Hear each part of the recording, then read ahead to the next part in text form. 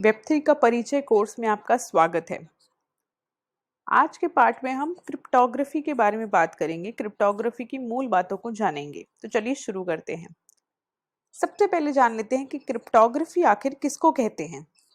तो क्रिप्टोग्राफी को अगर सरल शब्दों में देखें तो ये है क्या, एक मेथड है थर्ड पार्टी का एक्सेस प्राइवेट मैसेजेस से बचाने के लिए। मतलब किसी तीसरे पक्ष यानी कि किसी थर्ड पार्टी को अगर हमें किसी निजी संदेशों तक पहुंचने से रोकना है तो उस विधि को, उस मेथड को, उस प्रोसेस को हम क्रिप्टोग्राफी कहते हैं।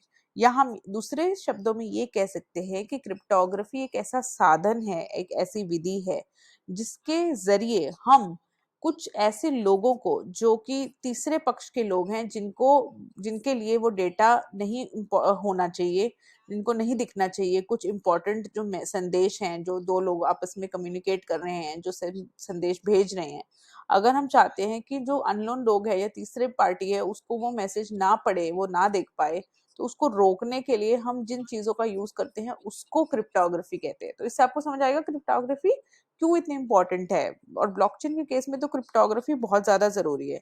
तो ब्लॉकचेन अगर हम बात करें अलग से, वैसे क्रिप्टोग्राफी के तो बहुत ज्यादा यूज केसेस हैं या बहुत ज्यादा जगहों पे क्रिप्टोग्राफी यूज होती है चीजों को एनक्रिप्ट करने में और डिक्रिप्ट करने में। बट अगर सिर्फ ब्लॉकचेन के बारे में बात करें तो ब्लॉकचेन में भी दो इंपॉर्टेंट फीचर है या दो इंपॉर्टेंट पॉइंट है जहां पे क्रिप्टोग्राफी हमारे काम आती है। एक है हमारे जो message P2P network. P2P network मतलब पीयर टू पीयर नेटवर्क। तो हमारे पीयर टू पीयर नेटवर्क, क्योंकि हमने जाना था ब्लॉकचेन डिस्ट्रीब्यूटेड होती है, बहुत सारे कंप्यूटर्स पे डेटा फैला हुआ है, तो इन कंप्यूटर्स को आपस में बात करती रहनी पड़ती है। इसको बोलते हैं पीयर टू पीयर नेटवर्क। इस पीयर टू पीयर नेटवर्क में क्योंकि आपस में बात करना मतलब कुछ मैसेज देना, कुछ डेटा भेजना, कुछ डेटा लेना, तो कुछ मैसेज भेजना लेना, इस काम में हमें बहुत ध्यान रखना पड़ता है कि कोई अननोन बंदा आकर, हैकर आकर इसको ना पढ़ ले। तो उसको बचाने के लिए क्रिप्टोग्राफी का इस्तेमाल होता है। तो एक तो ये हो गया उसका फंडा।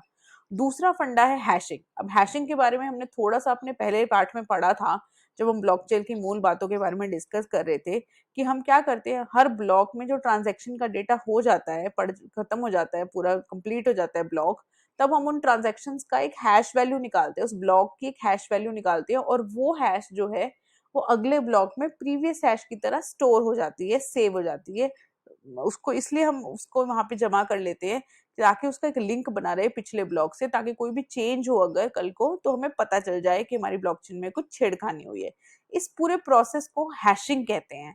तो हैशिंग क्या काम आती है, सिक्योर करने के लिए काम आती है हमारे ब्लॉक की इंफॉर्मेशन को, और ब्लॉकचेन में लिंक बनाने के काम आती है। अब हैशिंग भी क्रिप्टोग्राफी का ही एक तरीका है। तो हैशिंग और क्रिप्टोग्राफी, मैसेज को इनक्रिप्ट करना, ये दो बहुत इंपॉर्टेंट फंडे हैं जिसके कारण क्रिप्टोग्राफी काम आती है। चलिए अब थोड़े से इंपॉर्टेंट शब्दों को समझ लेते हैं। क्रिप्टोग्राफी में हमने काफी इसके बारे में बात कर ली ऑलरेडी। एनक्रिप्शन मतलब एक प्लेन टेक्स्ट जो है, नॉर्मल टेक्स्ट जो हम कोई भी आम इंसान पढ़ के समझ सकता है, उसको एक सिफर टेक्स्ट में, मतलब एक बिट्स का एक रैंडम सीक्वेंस, उसको उसमें बदलने के लिए काम आता है। उसको एनक्रिप्शन, इस विधि को एनक्रिप्शन कहते हैं। एक नॉर्मल टेक्स्ट को जब हम कुछ अननोन टेक्स्ट में बदल देते हैं उसको एनक्रिप्शन कहते हैं।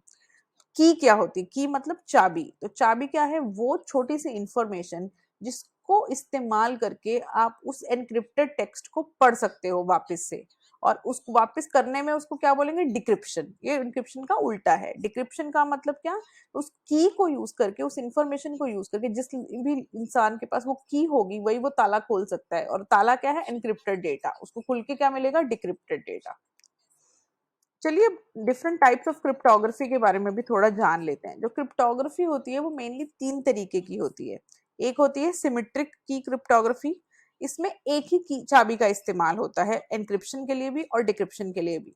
ये बिल्कुल सिंपल तरीका है, जिसके पास चाबी होगी वो बंदा उसको डेटा को एनक्रिप्ट भी कर सकता है और फिर डिक्रिप्ट करने के लिए भी उसी चाबी को यूज करके उसको पढ़ सकता है। तो इसको हम बोलते हैं सीक्रेट की क्रिप्टोग्राफी, ये उसका दूसरा नाम है। ये थोड़ी सी कम सिक्योर होती है क्योंकि इसमें एक ही चाबी इन्वॉल्व है। अगर वो चाबी कहीं लीक हो गई तो कोई भी इसको डेटा को इनक्रिप्ट या डिक्रिप्ट कर सकता है, तो इसलिए थोड़ा सा कम सिक्योर है, बट थोड़ा सिंपलर भी है यूज करने के लिए।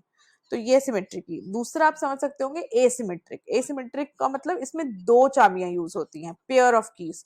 एक होती है पब्लिक की और दूसरी होती है प्राइवेट की। ये दोनों कीज यूज होती हैं एनक्रिप्शन के लिए और डिक्रिप्शन के लिए। पब्लिक की एनक्रिप्ट करने के काम आती है और ये हम सबसे शेयर कर सकते हैं, बट प्राइवेट की हम अपने पास रखते हैं, वो सीक्रेट होती है और उससे क्योंकि हम डेटा जो है वापस से डिक्रिप्ट कर सकते हैं। तो जिसके पास प्राइवेट की होगी बस वही डेटा को पढ़ पाएगा। तो ये ज्यादा सिक्योर फॉर्म है, थोड़ा कॉम्प्लेक्स भी है बट ज्यादा सिक्योर है। इसको हम बोलते हैं पब्लिक की क्रिप्टोग्राफी। तो ये ऊपर ऊपर से अभी समझ लीजिए, डिटेल में भी हम आगे जाके समझेंगे सारी चीजों को। फिर तीसरा है हैश फंक्शंस। हैश फंक्शंस क्या होते हैं? जैसा कि हमने हैशिंग के बारे में डिस्कस कर लिया, सिफर जो मैथमेटिकल फंक्शन होता है उसको यूज करके जब हम फिक्स्ड लेंथ की कोई हैश वैल्यू बना लेते हैं, चाहे आपका 200 कैरेक्टर का कुछ सेंटेंस हो, हैश वैल्यू एक फिक्स्ड लेंथ की ही बनेगी सब चीजों के लिए। तो उसको जब हम एनक्रिप्ट कर देते हैं हैश की तरीके से, उसको बोलते हैं हैशिंग या हैश फंक्शन। इसमें किसी भी चाबी का कोई काम नहीं है, कोई की यूज नहीं होती। हमारी क्रिप्टोग्राफी के तीनों टाइप्स, क्रिप्टोग्राफी की इंपॉर्टेंस। तो मैं उम्मीद करती हूँ कि आपको क्रिप्टोग्राफी के बेसिक्स कुछ समझ आए होंगे इस कोर्स के, इस लेसन के द्वारा। मिलते हैं अगले लेसन में।